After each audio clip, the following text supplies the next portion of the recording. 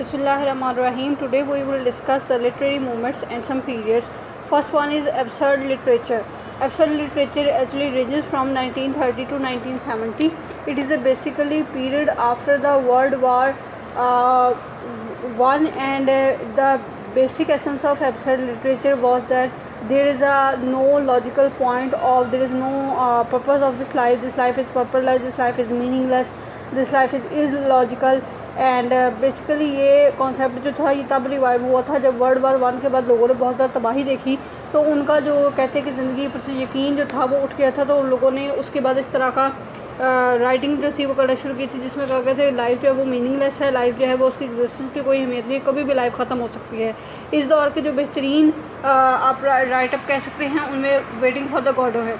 एस्थेटिज़म basically एक movement है जो कि विक्टोरियन दौर के राइटर, पोइट्स और राइटर्स ने शुरू की थी। It is basically based on the theory of art for the sake of art, और इसमें जो लोग आगे थे वो थे ऑस्कर वाइल्ड, और इन लोगों ने ही art for the sake of art की जो थी मूवमेंट एक तरह से स्टार्ट की थी, जिसका बेसिक पर्पस जो था कि जो लिटरेरी वर्क्स हैं उनको आप इस तरह से करें कि वो आपके आर्ट को और लिटरेचर को प्रमोट करें। Angry young man basically a movement that is started in 1950 to 1980।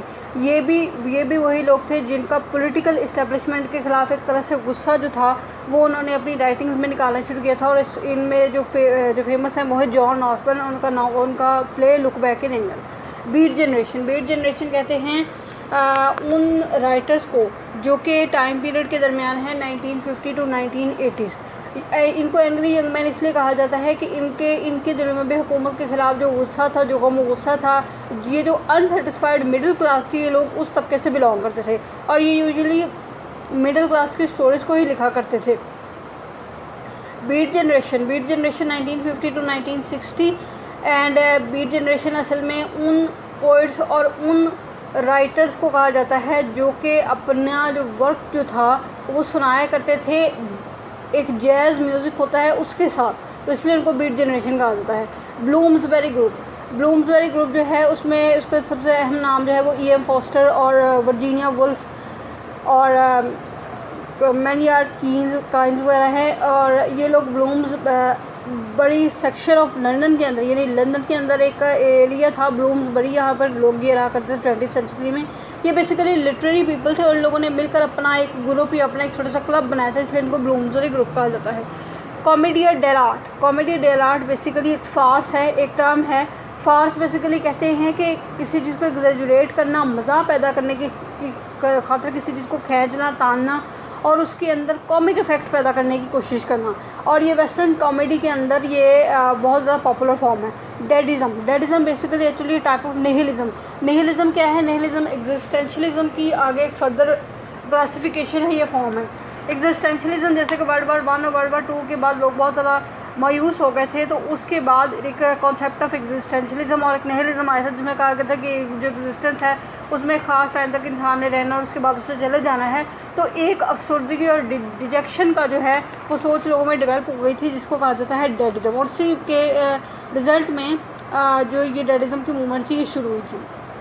Enlightenment कहते हैं एज ऑफ रीज़न को, एज ऑफ इनलाइटमेंट को, और इसके अंदर जो इसको एज ऑफ रीजन भी कहा जाता है। और ये एसोसिएटेड है नॉन फिक्शन ही। इस दौर के अंदर ज़्यादातर एसेज और नॉन फिक्शन और वो पम्फलेट्स और मैगजीन्स वगैरह लिखे गए थे। और इसके अंदर जॉन्स हॉब्स हैं, लॉकी है, रोशू है और डेस्कार्स। उसके बाद है एलिज़ाबेथन एरा जो है वो 1558 से 1603 के अंदर कहा जाता है। ये मार्लो है, स्पेंसर है, जॉनसन है, फिलिप सिडनी है, फ्रांसिस बेकन वगैरह के दौर को, एलिज़ाबेथ वन के दौर को ओवरऑल जो है वो एलिज़ाबेथन एरा कहा जाता है। गॉथिक फिक्शन क्या है? गॉथिक फिक्शन की एक ऐसी टाइप है, यानी नॉवल की या फिक्शन स्टोरीज़ की एक ऐसी टाइप है जिसके अंदर टेरर और खौफ पैदा करने की कोशिश की जाती है। और इसमें सबसे ज़्यादा जो बड़ा नाम है वो हर्स्ट वॉलपोर का है, जिन्होंने सबसे पहले कैसल ऑफ द ओरेंटल लिखी थी और इसके बाद इस फिक्शन का आगाज़ हुआ था। हैरलम मोरालेस को अगर सादा अल्फाज में कहें तो ये बेसिकली एफ्रो अमेरिकन मूवमेंट है। एफ्रो अमेरिकन मूवमेंट इसको इसलिए कहा जाता है कि जो अमेरिका के अंदर जो एफ्रो अमेरिकन पार्ट था या अफ्रीका से आए हुए लोग थे, उनके साथ कोई ख़ास अच्छा सलूक नहीं किया जाता था, उनको पूरे राइट्स नहीं दिए जाते थे। अगर वो लोग काश्तकारी करते थे तो पूरा हिस्सा नहीं दिया जाता था। तो उन लोगों में एक ख़ास किस्म की एग्जेजरेशन और एक ख़ास किस्म की डिप्रेशन थी जिन्होंने उनको अपनी राइटिंग्स के अंदर जो है वो निकाला, और इसी में फिर जो है वो उससे एक मूवमेंट चली थी जिसको हार्लम रेनेसेंस बोलते हैं। उसके बाद जी लॉस्ट जनरेशन जो है वो फिट्ज़गार्ड वालों को कहा जाता है। ये लोग वर्ल्ड वार 1 के बाद जो लोग मर चुके थे जंगों में, जिन लोगों ने शिरकत की, उन लोगों के एक तरह से याद में ये पोइट्री जो है वो जो लिखी जाती थी उसको लॉस्ट जनरेशन कहा जाता है। जैसे अर्नेस्ट हेमिंगवे का नावल है सन आल्सो राइजेस वगैरह है। इसके अलावा है मैजिकल रियलिज़म जैसे कि दो मुख्तलिफ चीज़ों को कंबाइन किया है, मैजिक जादू करना और रियलिज़म यानी कि हकीकत को इस तरह प्रेजेंट करना कि वो बिल्कुल रियलिटी लगे ही ना, मैजिकल की कोई फॉर्म लगे।